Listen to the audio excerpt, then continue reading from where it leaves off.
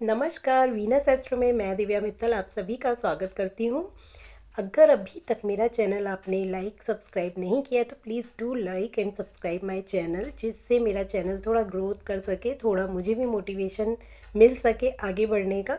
तो चलिए बात करते हैं हम अपने टॉपिक के बारे में। आज मैं लेकर आई हूँ नक्षत्र का टॉपिक, क्योंकि हम राशि और ग्रहों के बारे में तो सभी सुनते हैं, जानते हैं, परंतु 27 नक्षत्र होते हैं, इनको जानना समझना थोड़ा सा मुश्किल हो जाता है, यानी याद रखना मुश्किल होता है। परंतु यदि हम किसी चीज़ की प्रैक्टिस करते हैं, कुछ करते हैं, तो हमें धीरे धीरे धीरे धीरे उस नक्षत्र के बारे में, उस नक्षत्र की तह के बारे में पहुँच पहुँच पाते हैं। इसलिए राशि और ग्रहों के साथ नक्षत्र का जानना या नक्षत्रों के स्वभाव को जानना हमारे लिए ज़्यादा इम्पॉर्टेंट होता है, क्योंकि नक्षत्र हम इंसान की अंदर की इनर स्ट्रेंथ को बताते हैं, जो उसको खुद को भी नहीं पता होती कि उसने ये जन्म लिया है। क्योंकि जो नक्षत्र होता है ना, उसी के आधार पर हमारा जन्म नाम निर्धारित होता है। जब आपकी कुंडली बनती है, जो नाम उस कुंडली में लिखा होता है उसी नक्षत्र के हिसाब से वो नाम आपको दिया जाता है, जो हम सिर्फ अपनी कुंडली में होते हैं, उसके अलावा हम अपना नाम रखते हैं। तो जो हमारा जन्म नक्षत्र है, तो यानी चंद्रमा आपकी कुंडली में जहाँ भी बैठा होगा, जिस नक्षत्र में आपका जन्म हुआ होगा, वो आपका जन्म नक्षत्र कहलाता है। और कहते हैं जन्म नक्षत्र इंसान का जो भी होता है, उसकी पूरी की पूरी, मतलब जो स्वभाव उसका नक्षत्र का स्वभाव होता है, वो पूरा का पूरा स्वभाव उस व्यक्ति में जरूर कहीं ना कहीं जरूर झलक मारता है। इवन होता है उसका स्वभाव ऐसा। कभी आप अपने को जज करके देखिए, आपको पता लगेगा हाँ ये स्वभाव आप ही का है। तो आइए हम बारी बारी से 27 नक्षत्र के बारे में मैं अपनी सीरीज़ लेके आऊँगी, जो कि काफ़ी लंबी चलने वाली है। तो आशा करती हूँ आप साथ देंगे। सबसे पहले आज बस नक्षत्र के बारे में ये कहूँगी कि 27 नक्षत्र होते हैं। और अगर हम किसी से कहें कि आपका जन्म अश्वनी नक्षत्र में हुआ है या फिर कृतिका नक्षत्र में हुआ है, तो ये भी कहना पूरा नहीं है, क्योंकि एक नक्षत्र के 4 चरण होते हैं और 4 पद, जिसे हम पद भी बोलते हैं, चरण भी बोल सकते हैं। तो वो जो 4 चरण होते हैं वो बिल्कुल डिफरेंट डिफरेंट आइडेंटिटी इंसान की दर्शाते हैं। अब आप सोचिए कि पहले हमें 27 नक्षत्र के बारे में तो पता करना ही है, साथ में उन पद के बारे में भी पता करना है कि यदि अश्वनी नक्षत्र में किसी का जन्म हुआ है, लेकिन अब ये जानना है कि उसका कौन से पद में हुआ है, पहले, दूसरे, तीसरे या चौथे, क्योंकि चारों की क्वालिटीज़ काफ़ी काफ़ी डिफरेंट है। हाँ, एक मेजर, जैसे अगर अश्वनी नक्षत्र, अश्वनी के पूरा मैं बताऊंगी डिटेल में, बहुत ही अच्छा टॉपिक है ये, और आप जब सुनेंगे तो सच में आपको भी बहुत अच्छा लगने वाला है। और आप जानेंगे कि आखिर आपके अंदर की इनर स्ट्रेंथ क्या है, बहुत कुछ पता चलेगा आपको। अब आप सोचिए कि 27 को अगर आप मल्टीप्लाई 4 से करेंगे तो आपका अगेन 108 आ जाएगा, जो हमारी एक माला का जाप होता है। हर जगह 108 की माला आपको मिलती है, तभी ये कंप्लीशन होता है। इसी तरीके से अगर हम राशि में देखें, एक राशि में 9 चरण आते हैं, यानी अगर आप इसको कैलकुलेट करें तो उसमें यानी पूरे पूरी आपके नक्षत्र नहीं आ रहे। अगर हम एक राशि में 9 चरण लेंगे और एक नक्षत्र में 4 ही चरण होते हैं, तो दैट मीन्स एक राशि में 2 पूरे पूरे नक्षत्र आएंगे और एक राशि का एक ही चरण आएगा। तो है ना, ये मतलब बहुत डीप टॉपिक।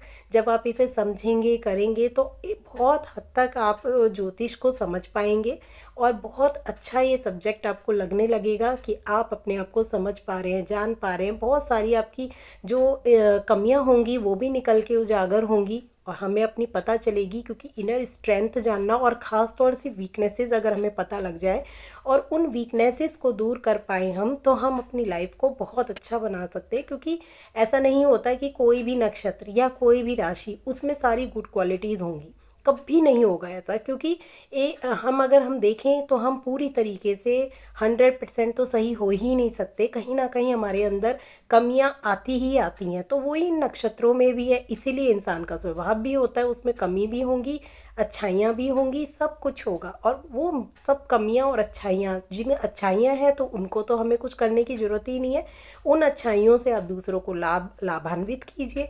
और जो कमियां आपके अंदर खुद हैं, आप उन कमियों को खुद की स्ट्रेंथ बनाइए। मीन्स उन कमियों को जानिए, उनको ठीक कीजिए।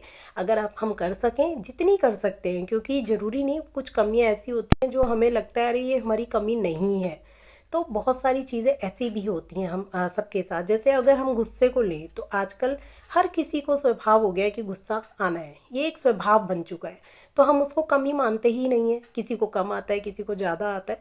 परंतु इसको अगर हम कंट्रोल करें तो बहुत हद तक हम बहुत सारी चीज़ों को सही कर सकते हैं, क्योंकि गुस्से में लिए डिसीजंस ज़्यादातर गलत ही होते हैं। तो जब कभी गुस्सा आए तो उस समय कभी भी कहते हैं कि बहुत भावुकता में और बहुत गुस्से में कोई भी डिसीज़न नहीं लेना चाहिए। उस समय थोड़ी देर के लिए आपको रुक जाना चाहिए, क्योंकि बहुत भावुकता में लिया डिसीज़न भी गलत हो सकता है और बहुत ज़्यादा क्रोध में लिया डिसीज़न भी गलत हो सकता है। तो नक्षत्र की सीरीज़ कल से आपके पास आएगी। आशा करती हूँ आपको इस सीरीज़ में बहुत अच्छा लगेगा। नक्षत्र पूरी एक सीरीज़ चलेगी 27 नक्षत्र की, और आप भी इसे सुनिएगा और बताइएगा कि आपका क्या नक्षत्र है, आप किस नक्षत्र में जन्मे हैं। यदि आपको पता हो तो पता कीजिए, वरना अपनी जन्म पत्रिका विश्लेषण कराइए और जानिए कि कौन से ग्रह आपको परेशान कर रहे हैं, किस नक्षत्र में आप जन्मे हैं, कौन सा नक्षत्र आपको पावरफुल बना सकता है। तो ये सारी चीज़ें आपको पता चल सकती हैं सिर्फ अपनी जन्म पत्री के माध्यम से। तो जन्म पत्री कहते हैं, अक्सर हम कहते हैं कि क्यों दिखानी है, कर्म ही तो सब कुछ है। हाँ, कर्म, जन्म पत्री भी यही कहती है कि कर्म सब कुछ है, परंतु ये एक ऐसा छाता है जो हमें बचा सकता है उस तेज बारिश से कि हम पूरी तरीके से नहीं भीगेंगे। हमारे इंसान के साथ वो होना ही है जो लिखा हुआ है भाग्य में। भाग्य में कहते हैं कि हाँ, हमारे साथ जो होना लिखा था वो सब हो गया, परंतु जन्म पत्री कहती है यदि हमें ये पता लग जाए कि हाँ हमारे साथ कुछ होने वाला है तो हम सतर्क हो सकते हैं, हम उस चीज़ से बच सकते हैं। पूरी तरीके से नहीं तो हम थोड़ा बहुत काफ़ी हद तक बच सकते हैं। यदि आपको ये पता लग जाए कि इस सड़क पे बहुत बड़ा गड्ढा है, रातों रात वो गड्ढा खुदा था, परंतु आप तो नहीं जानते ना कि वो गड्ढा है, लेकिन आपके किसी मित्र ने बता दिया भाई वहाँ संभल कर जाना, वहाँ गड्ढा है। तो डेफिनेटली जब आप उस रास्ते पर जाएंगे, आपका जाना जरूरी है, आप उस रास्ते पर जा रहे हैं, तो आपको पता है ना सबकॉन्शियस माइंड में कि वहाँ गड्ढा है, तो मुझे संभल के गाड़ी चलानी है।